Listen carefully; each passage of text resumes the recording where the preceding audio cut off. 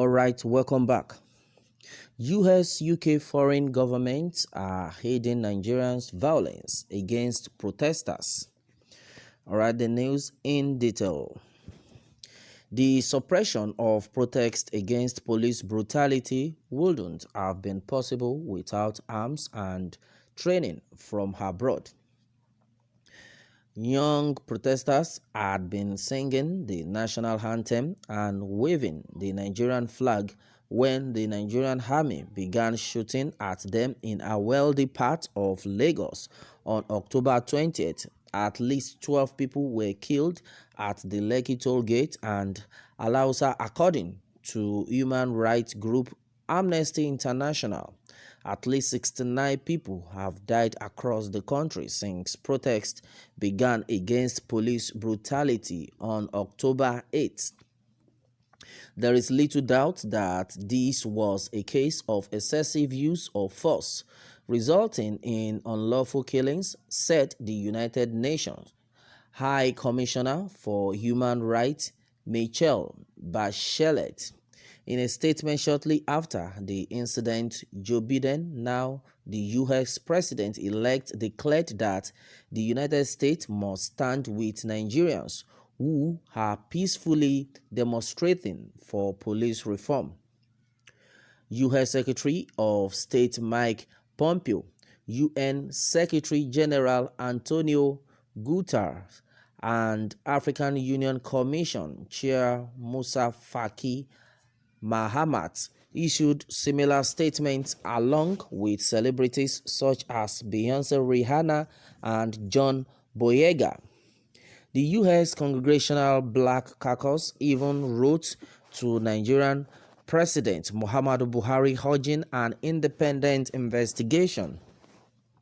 Rather than respond to calls for an investigation, Buhari imposed a curfew on Lagos and other areas with increased military presence to crack down on dissent.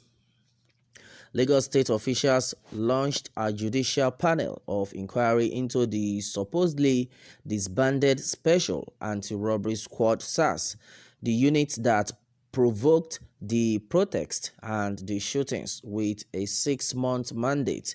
But Nigerians are acutely aware that there will likely be no sanctions against the officers who gunned down unarmed citizens.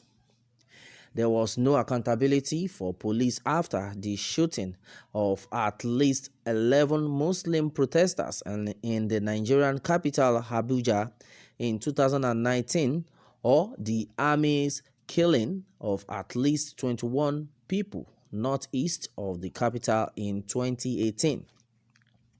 Buhari's statement in the wake of the Lekki massacre did not help matters.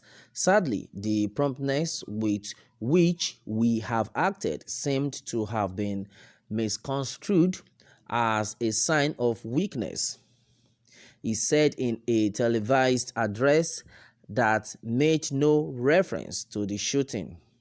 This government will not allow anybody or groups to disrupt the peace of our nation, added the former military strongman.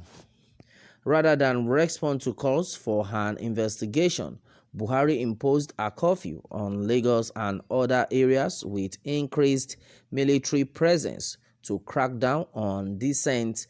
Nigeria's central bank froze the account of activists upon court order.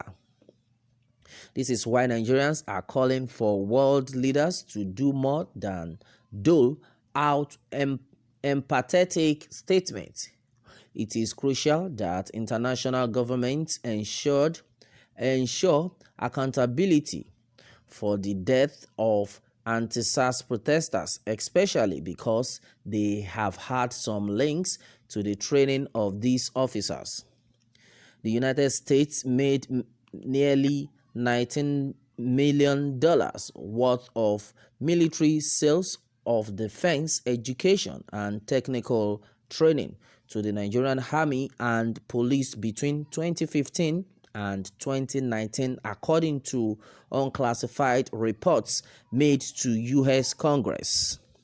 This training ranged from military civilian control adherence to human rights and military professionalism. In total, just over $38 million worth of training was provided over the past 5 years to Nigerian security officials, a substantial amount partly funded by U.S. taxpayers. Officers from the Prince William County Police Department in Virginia trained members of the Nigeria Police Force on Human Rights in 2017. 3 years later, Prince William County police officers acknowledged using tear gas and rubber bullets against a peaceful protest held in response to the death of George Floyd.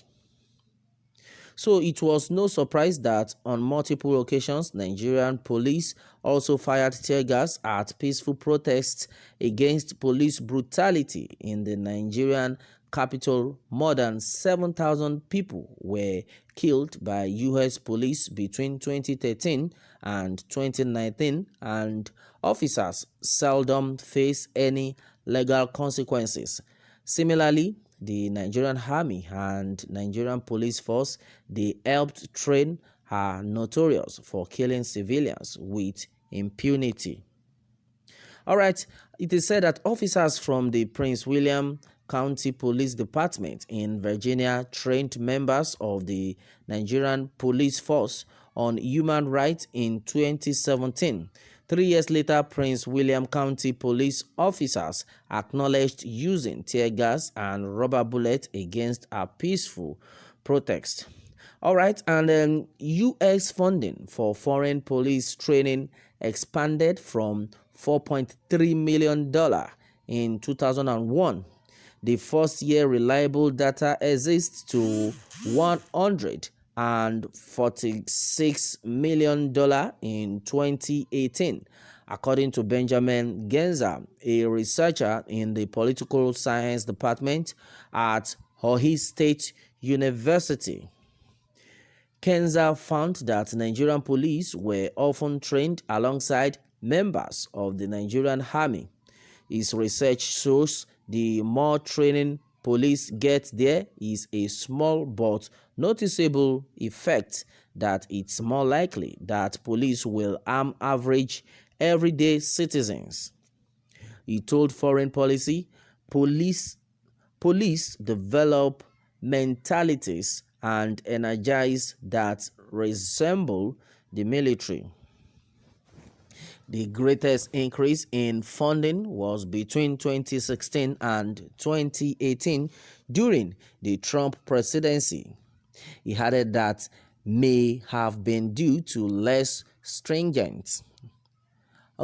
Talking about less stringent observation. All right, these programs tend to fly really under the radar. He said the Democratic Republic of Congo, Niger, Somalia, Sudan, Mali, Morocco, and Nigeria were the top African countries to receive police training from the United States. According to Kenza's research, all are countries where state actors have been accused of serious human rights abuses. In particular, Moroccan police repeatedly denied allegations of extrajudicial killings until a June 2019 video emerged showing policemen severely beating two unarmed activists. But it is not just the United States that has trained Nigerian police. British officials trained and supplied equipment to the SARS unit between 2016 and 2020, according to a letter sent to British Labour Party Member of Parliament Kate Osamo. A Freedom of Information request revealed that the College of Policing, the professional body for police in England and Wales, had also trained Nigerian security officers during 2019. The Independent reported it found that the College of Policing had made almost £20 million, $27 million from international training since 2013. Other governments it offered training to included Hong Kong and Rwanda, where there has been equal criticism of police brutality. Tactics used by officers during Hong Kong protests breached human rights laws. Allegations of unlawful shootings have dogged Rwandan officers, including killing at least 12 refugees protesting a cut in food rations. The ostensibly disbanded SARS was infamous for robbing citizens, torture, rape, unwarranted arrest, and unlawful killings. It was formed in 1992 to tackle a rise in armed robbery but operated entirely unchecked. Previously, protests had led to similar announcements that the unit would be recognized in 2017, restructured in 2018, and disbanded in 2019. A video showing military-style combat training of the Special Weapons and Tactics (SWAT) team, the new squad that will replace SARS, left Nigerians doubtful that police brutality of citizens would end. Buhari has once again pledged police reforms, including psychological evaluation for officers and a pay raise so they would not resort to bribery and extortion. In 2018, police officers earned a yearly salary of $1,700 and most bought their own uniforms. In comparison, Nigerian senators have a monthly expense allowance of more than $37,000, in addition to a yearly constituency budget of $5.5 million. This $5.5 million meant for grassroots projects, but often plagued by contract fraud, according to the Nigerian government's own reports. Such is the level of corruption that permeates the country's elite. As another foreign policy report revealed recently, more than 40% of Nigerian police are not actually protecting the public but deployed to protect VIPs from the public.